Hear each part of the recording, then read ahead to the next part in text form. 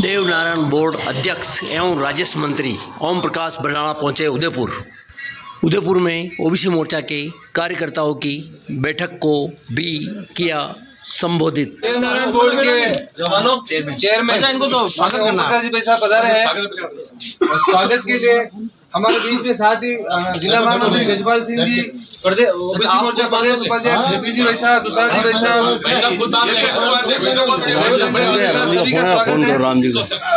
सभा को पंचायत की तरफ से रोशन जी ये लंबा करते हैं। हमारे दाइयों की पहचान अंगों से बंधवा के स्वागत करेंगे।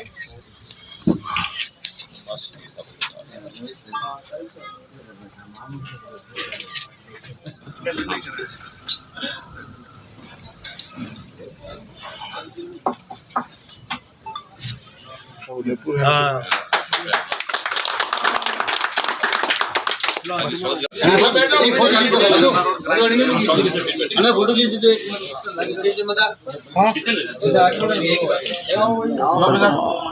युवा मोर्चा के ललित जी, राहुल सभी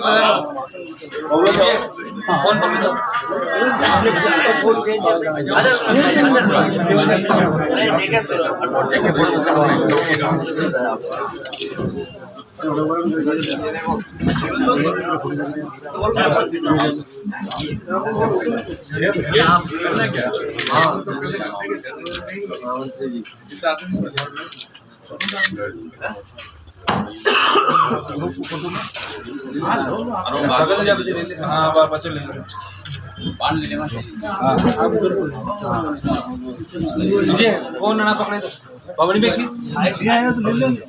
ले ला नहीं आप ले लो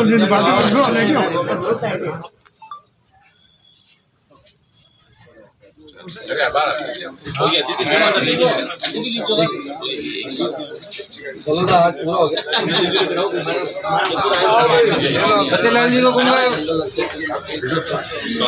भारतीय जनता पार्टी प्रदेश महामंत्री के नाते हार्दिक स्वागत। भाजपा जिंदाबाद जिंदाबाद जिंदाबाद भाजपा जिंदाबाद। क्या नाम? सरपंच साहब इधर देखिए।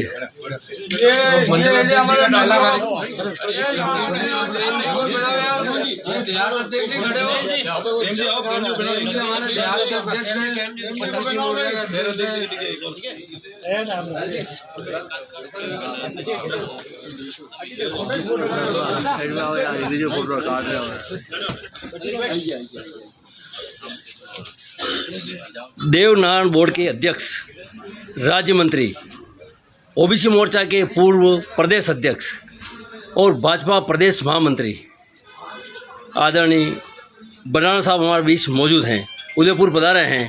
तो बरनाला साहब आप बताइए, आप उदयपुर पधारे हैं तो आप क्या मैसेज देना चाह रहे हैं, आप बताएं। सबसे पहले तो सबको नमस्कार।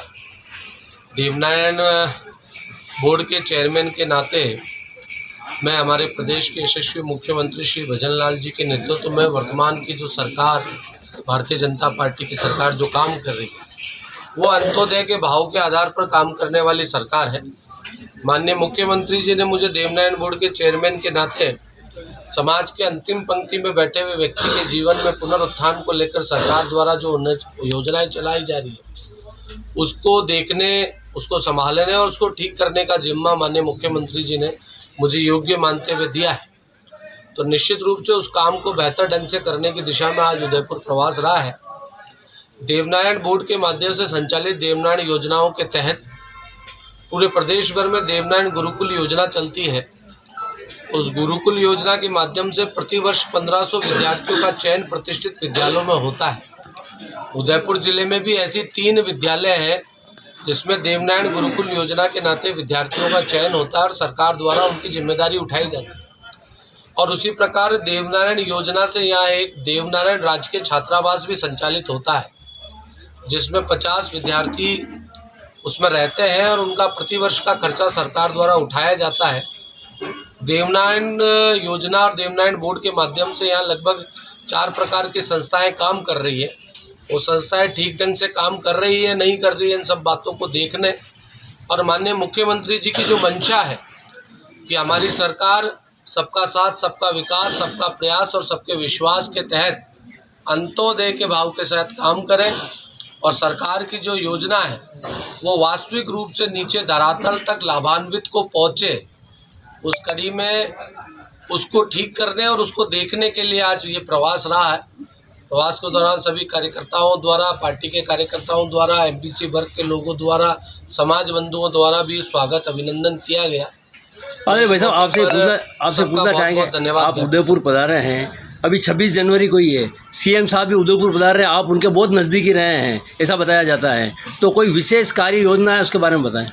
माननीय मुख्यमंत्री जी का आशीर्वाद है, वो स्वयं एक संगठन के कार्यकर्ता के नाते उन्होंने पूरा जीवन भारतीय जनता पार्टी के विचार को पल्लवित और पोषित करने का काम किया और एक कार्यकर्ता जैसा कार्यकर्ता होना चाहिए वैसा कार्यकर्ता भाव आदरणीय मुख्यमंत्री ने अपने पूरे जीवन में रखकर संगठन के को पूरा जीवन दिया है। और जब एक कार्यकर्ता मुख्यमंत्री बनता है तो वो मुख्यमंत्री उनके प्रकार से और उनके मार्गदर्शन में चलने वाला प्रत्येक कार्यकर्ता का खास होता है।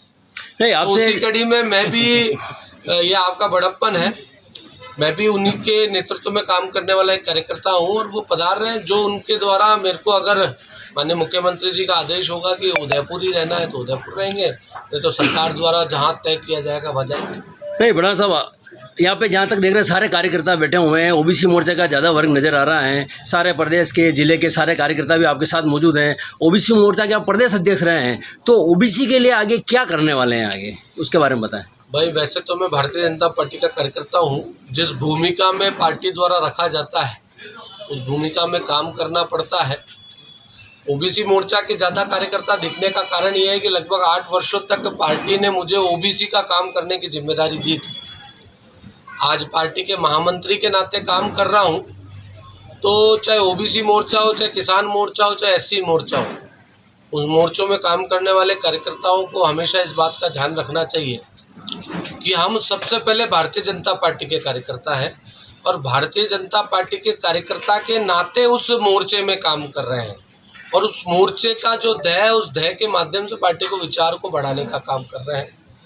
ओबीसी, एससी, एसटी, जनरल और भारतीय जनता पार्टी के सभी कार्यकर्ताओं से लगातार पिछले 10 वर्षों में उदयपुर आने जाने के दौरान मिलना जुलना रहता है, तो ये सब आपका प्यार, प्रेम, अपनत्व है, इसके कारण आप सब लोग आए हैं। और जहाँ तक ओबीसी का प्रश्न है, भारतीय जनता पार्टी की जो राजस्थान की यशस्वी मुख्यमंत्री भजनलाल जी के नेतृत्व में चलने वाली जो सरकार है, वो इस प्रदेश में रहने वाली सभी वर्गों की जनता के सर्वांगीण विकास के लिए प्रतिबद्ध है, संकल्पबद्ध है। वो न केवल ओबीसी बल्कि एससी, एसटी, जनरल, ईडब्ल्यूएस और सभी श्रेणी एमबीसी सभी के सर्वांगीण विकास के लिए प्रतिबद्ध है। और भजनलाल जी के नेतृत्व में कोई वर्ग विकास की दिशा में अछूता नहीं रहेगा। चाहे वो पिछले बजट का अनुकरणीय उदाहरण देखने को मिलता है। देवनारायण बोर्ड के माध्यम से पूरे राजस्थान में लगभग 100 करोड़ की अतिरिक्त घोषणाएं माननीय मुख्यमंत्री जी ने 7 घोषणाओं के माध्यम से आवासीय विद्यालय और छात्रावास देने का काम किया। मैं बताना चाहूँगा कि पिछले वर्ष की बजट की घोषणाओं को अगले बजट के आने से पहले माननीय मुख्यमंत्री जी के नेतृत्व में अमली जामा पहनाने का काम शुरू हो गया है और धरातल पर वो काम शुरू होकर वो बजट लगने लग गया है। ये इसका सबसे बड़ा उदाहरण है। बहुत बहुत धन्यवाद। माता की जय, भारत माता की जय, भाजपा जिंदाबाद जिंदाबाद जिंदाबाद, भाजपा जिंदाबाद जिंदाबाद जिंदाबाद, नरेंद्र मोदी जिंदाबाद जिंदाबाद जिंदाबाद, जेपी नड्डा जिंदाबाद जिंदाबाद जिंदाबाद जिंदाबाद जिंदाबाद, उदयपुर के सारे कार्यकर्ता जिंदाबाद जिंदाबाद, भारत माता की जय, भारत